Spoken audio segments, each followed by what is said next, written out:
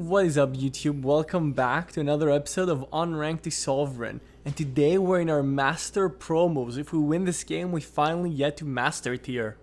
So I'm not messing around. I'm picking my main champion, my highest win rate champion this season, Fizz. And we're gonna be try-harding to get that Master tier. I'm laning against a Seraphine.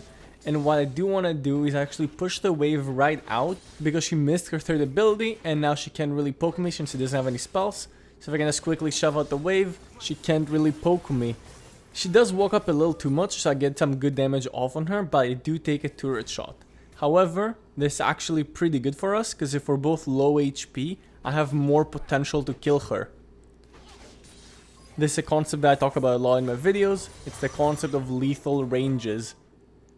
Fizz likes when both champions are low HP, because he can do his damage as an assassin quicker. He can do his burst damage while Seraphine can't. She has to hit her third ability on me, which really shouldn't happen as long as my third ability is up. So I prefer when we're both low HP. Obviously if you're playing an assassin, there's something you prefer. This goes for Zed, Fizz, any type of assassin. And Seraphine does the right call and bases, because otherwise I would just flash on her and get a kill, because when we're both low HP I can just do my burst. So now I'm kind of looking to base, but I see Lee Sin invading. However, my dual lane cannot really come since they were base. So I decided it's a waste of time because by the time they get there, Lee Sin will be done with it. So I go back to pushing my mid lane. So as long as I have my third ability up, I should be safe from her combo. I say that and then immediately get hit by it. She actually bought Grievous Wounds already. That's interesting. I mean, I guess we do have...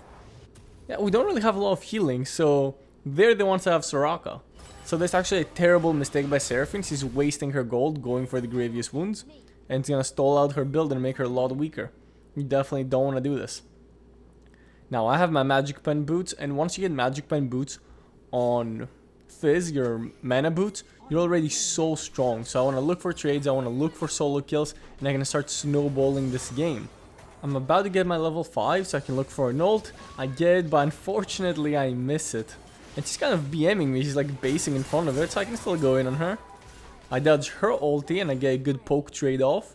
And it's a great and low counterplay trade that you can do with Fizz. Go in with your first ability, auto attack second ability, and then use your third ability to escape. She's actually staying with pretty low HP, she's not going to give up on the wave, so I want to push the wave and look for a dive. I actually get hit by all her spells, which is very unfortunate. I probably don't want to risk a dive at this point because I'm so low HP, so I'm just going to back off. I did see Lee Sin on the map, so that's some quick map awareness to get me out of that tricky situation. So now I'm going to base and I'm going to go get my Magic Pen, and then I'm going to build into the Death Cap. Now I have a lot of Magic Pen. With my boots, sudden impact, and the item I just bought, I have 30 Magic Pen, which is enough to do true damage to pretty much all squishy champions like Seraphine. So my jungler is actually gonna go in and blow her heal, I think. Kind of weird it's just heal in the mid lane. She should probably go exhaust her barrier versus Fizz. But that will give us a chance to go for some platings since we have a wave and she's back. Fizz is great at taking platings. So I'm gonna go ahead and take one. She's actually... Our ultimate is back up, so we can look for some plays. I'm gonna go take this plant. I don't think I can kill the Garen just yet. He's too tanky and we don't have a lot of damage with Sion. So I'm gonna wait for Seraphine to walk up, and then I'm gonna use my ult on her. There we go. And there should be a dead Seraphine. Do my little combo. And that should be enough for my passive and ignite. This is the typical combo that you want to do on the Fizz when your opponent can't really escape. Third ability, fall on her, auto attack second ability, and Q right through her. Make sure we get away from the Lee Sin. I do want to push this wave out, and okay, since he's not going to take that first ability, I'm just going to push the wave out and base. We can see him on Skylar Crab, we're safe. Start building towards our Death Cap. We're actually able to get our needlessly large rod already. And I see that my Sion is gonna get dove, so I immediately rush there. He does manage to actually get both of the enemies on the tower deck. He does go down. So I'm gonna push the wave and look for plating since there's no one that can defend. Seraphine is mid and she's pushing the wave mid. I will be missing that wave, but I got the wave bot lane and I'm gonna get turret plating's bot. And Seraphine is actually coming. I don't know what she thinks she's doing. My damage is absurd right now. I'm gonna wait for my spells while she's trapped under the turret, so I don't tank turret for my passive as well. And we're just gonna go ahead and clean her up now that my spells are back up. So what I did there is I waited for my passive damage to go off and stop, so I don't tank turret, while also waiting for my cooldowns to come back up, and I was able to easily tower dive her. So now we're just gonna recall. We don't really want to mess with the Garen. Oh, he actually caught us, so we're gonna run. Hopefully his ultimate isn't up. It doesn't seem to be, so now he's kind of stuck under turret. I do want to recall even if I give up a lot of platings here, because once his ultimate comes up, I will die. Oh, it's actually up, but he doesn't do enough damage. He was supposed to like use his first ability on me first or something. So he's not going to be able to do enough damage and we'll be able to take him down and successfully defend the turret. And now we actually have just enough gold for death cap, so that was perfect. That was a perfect kill on the Garen. Thank you, Garen, for feeding us. And at this point, I'm going to be absolutely unstoppable. I've gotten so many plates, I've gotten so much gold, so many kills. And I'm on a massive power spike right now. My combo, this is my basic combo without my ult, should be enough to one-shot all squishy champions. So I'm gonna push the turret and look to get mid tower. I could possibly roam top too, but it's only my support there. My ADC is not even there, so it's kind of pointless. But now that me and Varys have taken this mid turret, we can both roam top lane and see if we can do something. Not much Kai'Sa and Soraka are gonna be able to do here. I don't have my ulti, so I need to be careful on how I play this.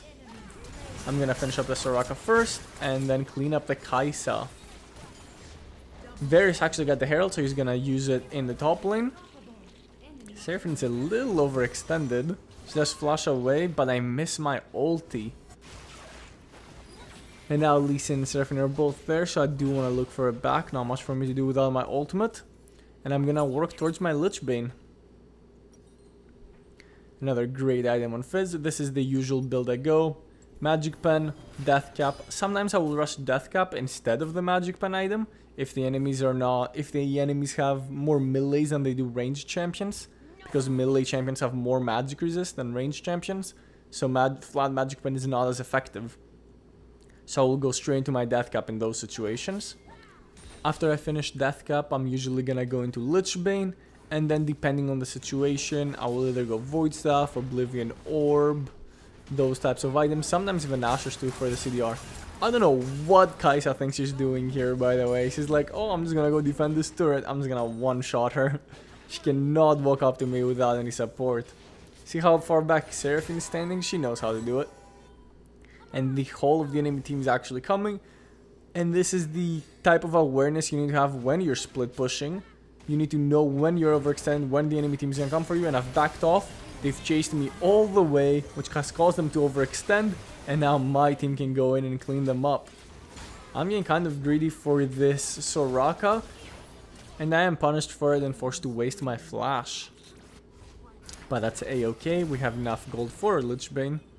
Okay, Lux, pop off. So we're gonna get our Lich Bane, get our Stasis probably. Very key item on Fizz, because once you do use your initial combo, you're just kind of standing still, because you don't have anything else to do. You have to wait for your cooldowns back up to come back up, and that's an opportunity for the enemies to just kill you. So it's great time to use a Stasis, right? Use my combo, Stasis, wait for my cooldowns, use my combo again. So now we have full control over the map. We're gonna shove in a lane and look to roam around for whatever kills we can get. I see Garen a little overextended, but I definitely don't have the damage to kill him, especially without my ulti. So there's no point to do that. Oh, unless he walks straight into the Scion full charged first ability. Great play from the Scion to sit there. To sit in the bush. And maybe I can look for something on Seraphine. Oh, my ult is just not in range, which is a little unfortunate. The dragon is coming up soon, so we do want to push the turret and go get the free dragon since Garen is out of the picture and it's a 4v5. Well, also so far ahead, I don't know if the enemy team would be able to contest. Keep in mind that if we win this game, we finally make it into Master Tier.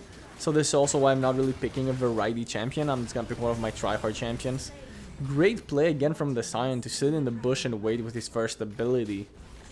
He's playing Sion very well. Okay, Lux. Oh, she misses her flash first ability, but I definitely respected. I'm gonna go in on the Soraka, she flashes away. Now I'm gonna go in on the Kai'Sa, she flashes away. Dude, they need to remove flash from the game. I can still go in with my third ability. I have stasis, I just need my team to save me. Save me, team! My team does not save me and I do go down. However, they're able to clean up the Lee Sin immediately after she comes out of base, and we're just so far ahead right now. So even though I have played well and I've snowballed, all credit to my team. Sion has definitely played super well this game. My dual lane has played pretty well this game. Even my jungler has done his job this game. So all credit to my team as well. They're not getting backpacked. So now we just need to make sure we close out the game smoothly, because the throws are very easy in Wild Rift if you get overconfident. The Baron spawning in 40 seconds. And after we get that, the game should be easy peasy. So we're gonna run straight to mid because there's a fight erupting there. My team's already winning the fight, but we can come and clean up. Get the Soraka. They're all very low, so I see an opportunity to flash in, and I'm just cleaning them up.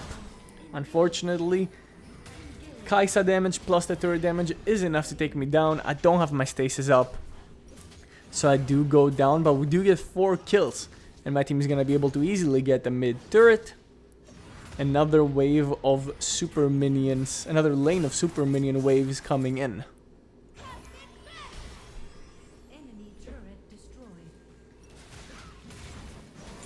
I'm thinking of what my last item should be. Since the enemies are very squishy and they barely have any magic resist, I'm actually gonna go for the double magic pen, flat magic pen items. My team's actually waiting in the bush for someone to step up, but I don't know if that's gonna work. I think the enemy team knows. So coming out of base, since my jungler is on the other side of the map, I'm gonna go and farm his jungle because I want to maximize the resources that I'm getting, right? Don't feel bad about taking resources from your teammates. These are resources that they would either not take if you're taking side waves when they're not there. And the jungle camps will respawn, so the faster you kill them, the faster they will respawn. More resources for everyone, right?